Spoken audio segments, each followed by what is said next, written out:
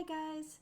So today I'm just going to show you two techniques. One, how to make a block quote, and two, how to turn dialogue into a block quote. And I'm going to be using the Word and Google Docs apps on my iPad.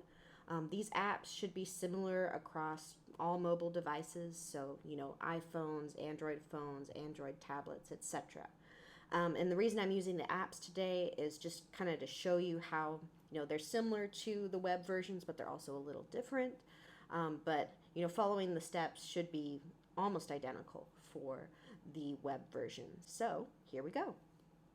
Right here, this is a block quote. And it actually says that. So a block quote is when you have four or more lines, taking up space in a regular paragraph. And then if that's the case, if you have four or more lines, then you need to make them into a block quote. And it's called a block quote because it's kind of, a block, right? It takes up a block of space and it's distinct from the rest of the text. And the reason for that is to show that it clearly is a quote, even though it doesn't have quote marks.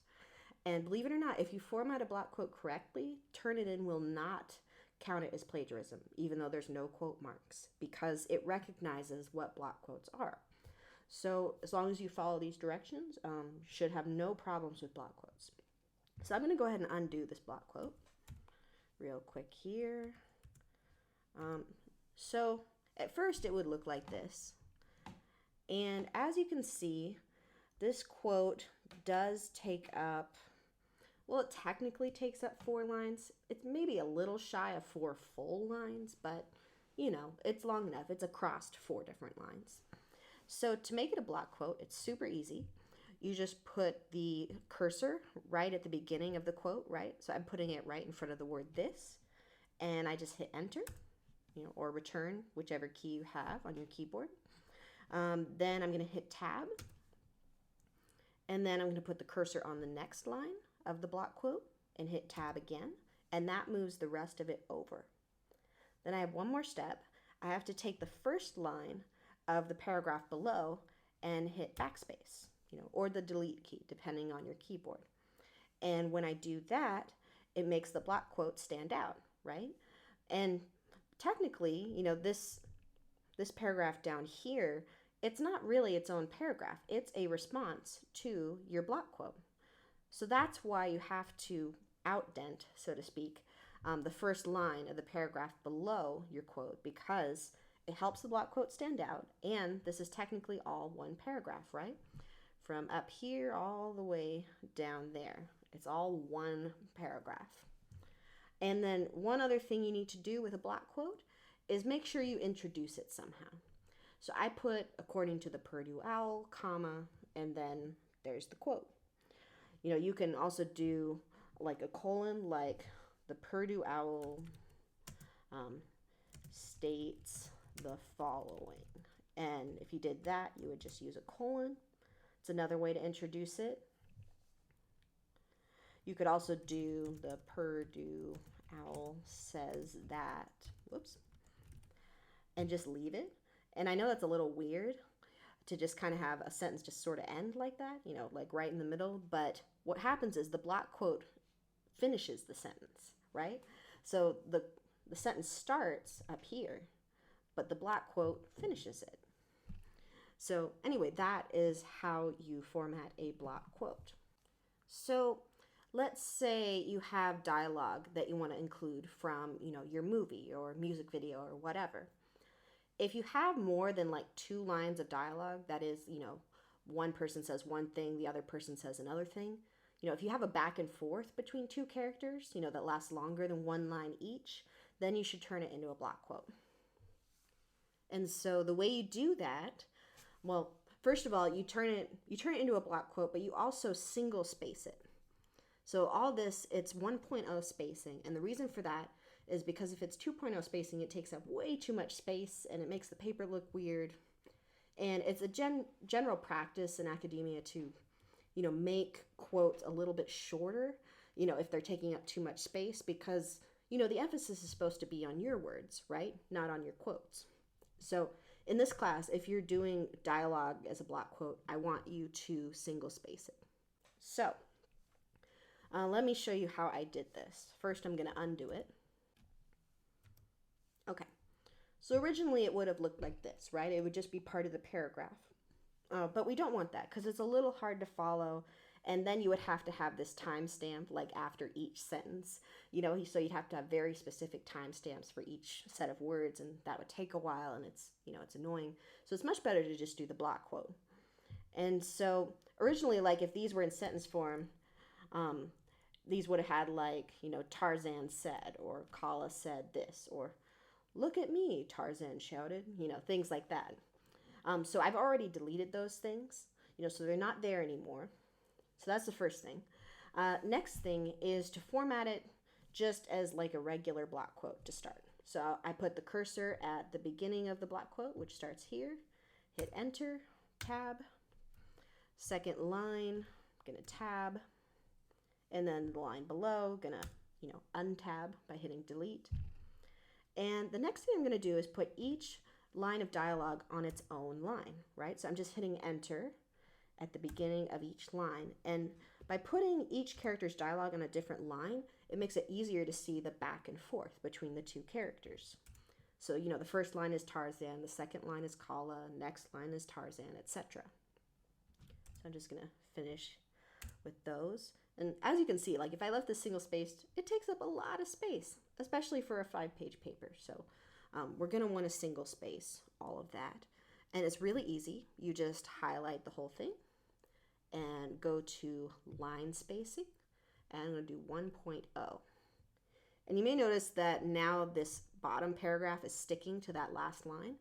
We can fix that really easily. You just highlight that last line and go to line spacing 2.0, and voila. Now we have space above and below the block quote, which is good. Next thing is we look at all of these, make sure all the punctuation is correct. And, if you're doing these, gotta move that down. If you're doing these based on like captions, in a movie, like you may have noticed that captions usually don't have much punctuation, if any. So what I did here is I added my own punctuation based on like how they talked. So I'd add like a comma or an explanation point, or, 3 dots if they kind of trailed off. Different things like that. And here I added an action. And I added that in brackets to make it clear that, I added this. It's not part of the dialogue, but it's still inside the quote marks because it's, related to the dialogue. It's part of that sentence. So we have our lines back and forth, back and forth. The only problem now is this one here. It's a line that's kind of long. It goes across 2 lines. And if we just left it like this, it might be a little confusing for the reader, like, wait, is Kala still talking? I don't know. So the way we fix that is by actually indenting the whole thing again. And so to do that, I'm actually going to turn on the ruler tool. So I went to View, turn on Ruler, and right now it's indented at 1/2 inch. You can see that 0.50. I'm going to drag it to the 1, so now it's a 1-inch indent. And then I put the cursor on the line I want to move, and I'm going to hit enter or return, depending on the key you have, to kind of separate it from the rest of the line. Then I'm going to hit backspace or delete, and then drag the arrow thingy to 0.5.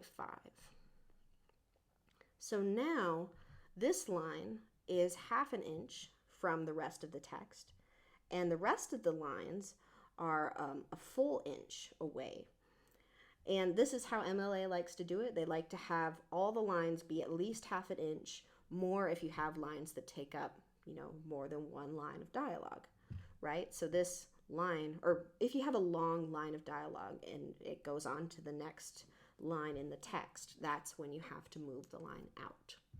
A quick note here, we put the timestamp at the end of the quote, and it goes after the period, after the last quote. It's kind of the opposite of how it would be in the sentence, because, in the sentence, the period would go at the end and there'd be no period there. But in a block quote, you do the opposite. And that goes for all block quotes. There we go. And then these timestamps, we have the 00s because a movie's, at least, an hour and a half. So the zeros represent where the hours would be. Then we have the minutes and seconds. And then we have just a little dash in between. And that shows people where to look for this quote. And finally, I have to introduce the quote in a way that introduces the audience to, who's talking. So, I put in Tarzan, the main character feels ashamed of his humanness and wishes to be like the gorillas around him. His adoptive gorilla mother, Kala, reassures him as he shouts, "Look at me."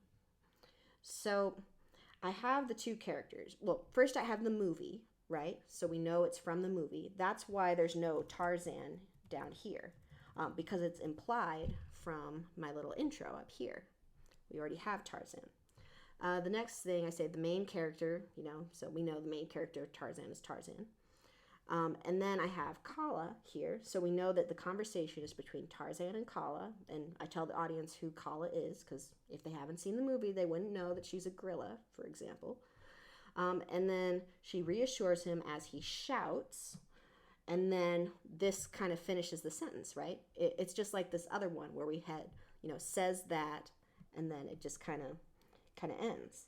It goes right into your quote. So same thing here. As he shouts, what does he shout? "Look at me." So anyway, this little intro, it's really important to introduce who the two characters are and who is speaking first. Otherwise, this back and forth is going to be confusing. You're not going to know who the two people are. So, just make sure that you have that. Real quick, I'm just going to show you how to do the same two things in Google Docs. How to make a block quote and how to make a block quote out of dialogue. So first of all, we have our block quote here. I'm just going to put the cursor at the beginning of the quote, hit enter, and then tab on the second line. And Google does this weird thing where it indents the first line of the block quote. To delete that extra space, all you have to do is hit Control Delete, or Control Backspace. Sometimes it's Command Backspace, Command Delete. Anyway, whatever combination of buttons you have on your keyboard. On mine, it's Command Delete. But anyway, you do that and it gets rid of that space without doing anything weird. And then on the line below, we also use Command Delete. Otherwise, it joins the block quote and does this weird thing. Next one for the Tarzan quote. I'm just going to hit enter for each of these. Move them down. Next thing I'm going to do is single space all this. So I'm selecting all of it and then line spacing 1.0. Then the last line we make, come on, there we go, 2.0 to fix it. There we go. And then we're going to tab all this over. So tab, tab, tab, tab, tab, tab, tab, tab. Tabbed all the lines except for the one that goes on to the next line. And because that one goes on to the next line, we need it to move over. And this time you don't actually have to use the ruler tool. You can if you want. We're just going to hit tab on each line again, except the line that bleeds over. And voila, everything is indented 1 inch except for the somewhere line, which is at 1/2 inch. And finally, for the response to the quote, we hit Command Delete. And there you go. The quote is fixed. So anyway, that is how you do block quotes and block quotes of dialogue in your papers.